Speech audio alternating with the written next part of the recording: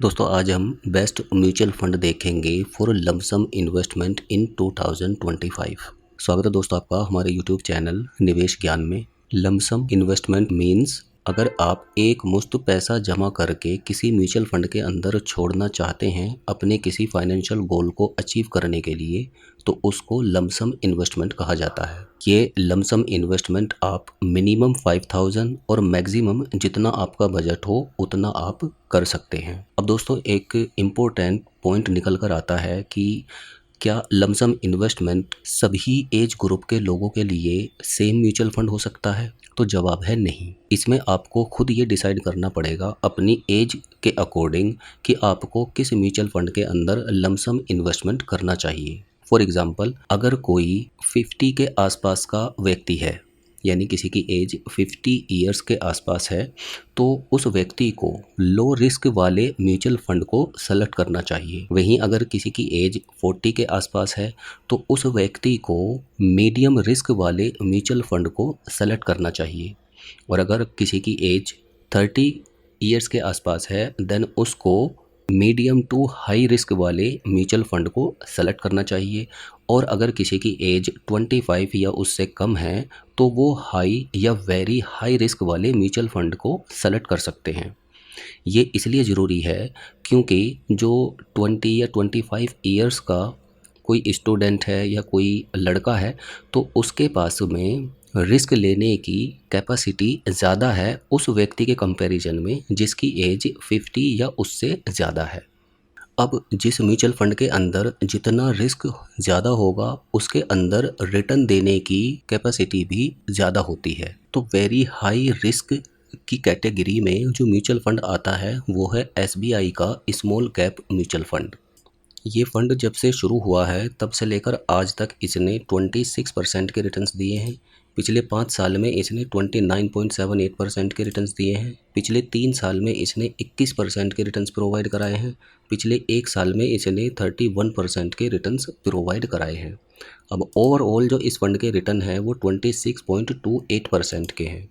तो अगर हम ये एक्सपेक्ट करके चलें कि आगे आने वाले टाइम में ये हमें 20% के रिटर्न्स प्रोवाइड करा दे सकता है, तो उस केस में 1,00,000 का इन्वेस्टमेंट 15 सालों में 1,00,000 रुपये से बढ़कर 15,40,000 रुपये हो जाएगा। अगर हम 20 साल के टाइम पीरियड की बात करें तो हमारा 1,00,000 रुपये बढ़कर 38 लाख रुपीज़ हो जाएगा। और अगर हम बात करें दोस्तों मात्र 25 साल की तो हमारा 1,00,000 रुपये बढ़कर 95,39,000 रुपये हो जाएगा, यानी कि लगभग 1 करोड़ रुपये के आसपास पहुंच जाएगा। 30 सालों में 1,00,000 रुपये बढ़कर 20% रिटर्न के अकॉर्डिंग 2,37,00,000 रुपये हो जाएगा, क्योंकि 2,36,00,000 रुपये के हमें एस्टिमेटेड रिटर्न्स मिल चुके होंगे। अब दोस्तों जो सेकंड म्यूचुअल फंड निकल कर आता है वो उन लोगों के लिए है जिनकी एज 30 ईयर्स के आसपास है, और ये म्यूचुअल फंड है SBI magnum mid cap fund. SBI magnum mid cap fund ने ओवरऑल 20.50% के रिटर्न्स प्रोवाइड कराए हैं। पिछले 5 साल में इसने 29% के रिटर्न्स दिए हैं। पिछले 3 साल में इसने 20% के रिटर्न्स दिए हैं। पिछले 1 साल में इसने 27.86% के रिटर्न्स प्रोवाइड कराए हैं।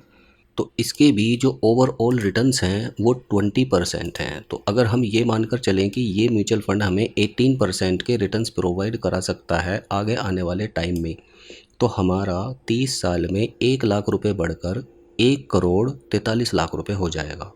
वहीं अगर हम 25 साल के टाइम पीरियड की बात करें तो हमारा 1,00,000 रुपये बढ़कर 62,66,000 रुपये हो सकता है, क्योंकि 61,66,000 रुपये के हमें एस्टिमेटेड रिटर्न्स मिल चुके होंगे। अगर हम 20 साल के टाइम पीरियड की बात करें तो हमारा 1,00,000 रुपये बढ़कर 27,39,000 रुपये हो सकता है, क्योंकि 26,39,000 रुपये के हमें एस्टिमेटेड रिटर्न मिल चुके होंगे 18% एक्सपेक्टेड रिटर्न के हिसाब से। अब दोस्तों जो तीसरा फंड है वो है उन लोगों के लिए जिनकी एज 40 ईयर्स के अराउंड है। तो वो लोग SBI के SBI large and mid cap fund के अंदर इन्वेस्टमेंट कर सकते हैं। SBI large and mid cap fund ने जब से ये फंड शुरू हुआ है तब से लेकर आज तक इसने 18.21% के रिटर्न्स दिए हैं। पिछले 5 साल में इसने 23% के रिटर्न्स प्रोवाइड कराए हैं।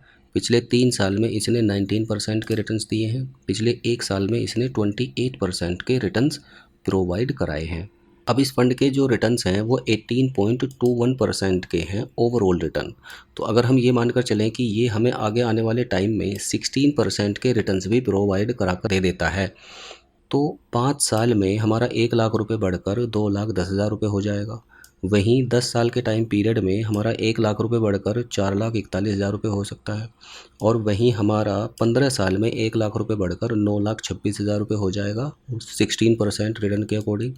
और वहीं हमारा 20 साल में 1 लाख रुपए बढ़कर 16% रिटर्न के अकॉर्डिंग 19 लाख रुपए हो जाएगा। और ऑलमोस्ट 31 ईयर्स में हमारा 1 लाख रुपए बढ़कर 99,58,000 यानी ऑलमोस्ट 1 करोड़ रुपए में कन्वर्ट हो सकता है, अगर ये फंड हमें 16% के रिटर्न्स अगले 31 ईयर्स तक प्रोवाइड कराकर दे दे। अब जो लास्ट म्यूचुअल फंड है वो है दोस्तों SBI का SBI निफ्टी इंडेक्स फंड।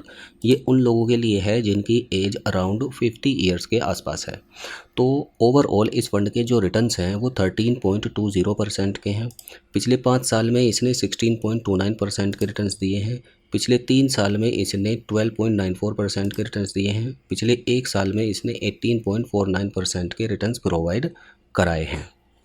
अब दोस्तों ओवरऑल जो इस फंड के रिटर्न हैं वो 13.20% के हैं। तो अगर हम ये एक्सपेक्ट करके चले कि ये फंड हमें 12% के रिटर्न्स प्रोवाइड कराकर दे दे आगे आने वाले टाइम में, या जब हम निवेश करें उससे बाद में, तो 5 साल में हमारा 1 लाख रुपए बढ़कर 1,76,000 रुपये हो जाएगा।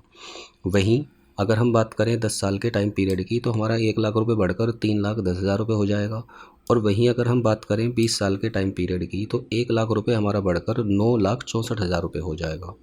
और 12% रिटर्न के लिए दोस्तों लगभग 41 ईयर्स का टाइम चाहिए होगा 1 लाख रुपए को 1 करोड़ रुपए में कन्वर्ट होने के लिए 12% एक्सपेक्टेड रिटर्न्स के अकॉर्डिंग। सो गाइज ये थे वो 4 म्यूचुअल फंड जिनको आप 2025 में कंसीडर कर सकते हैं for lump sum investment. I hope आपको ये वीडियो अच्छी लगी होगी। अगर इससे रिलेटेड आपका कोई भी क्वेश्चन है या क्वेरी है तो आप नीचे कमेंट करके पूछ सकते हैं, मैं उसका जवाब आपको ज़रूर दूंगा। धन्यवाद।